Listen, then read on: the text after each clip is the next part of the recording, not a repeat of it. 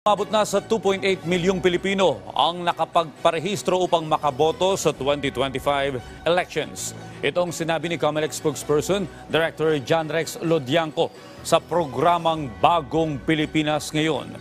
Sa nasabing bilang, 1.2 milyong Pilipino ang itinuturing na first-time voters.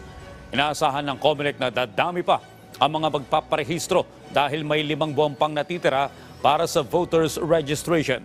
Pagsapit naman ng May 2025, tinatayang 71 milyong Pilipino na ang makakalhok sa pagpili ng mga susunod na uupo sa pagkasenador hanggang local positions. Samantala anumang oras ay maaari na ring ilabas ng COMELEC and Bank ang kanilang calendar of activities, kabilang na ang paghahain ng Certificate of Candidacy o COC ng mga tatakbo.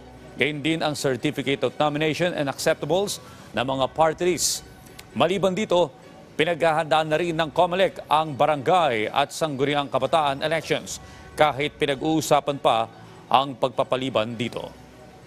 Malaking kagaangan po ito kung maililipat kahit ilang buwan lamang po sa 2026 yung barangay at SK elections dahil po sa ngayon na hindi pa kami tapos maghanda sa May elections.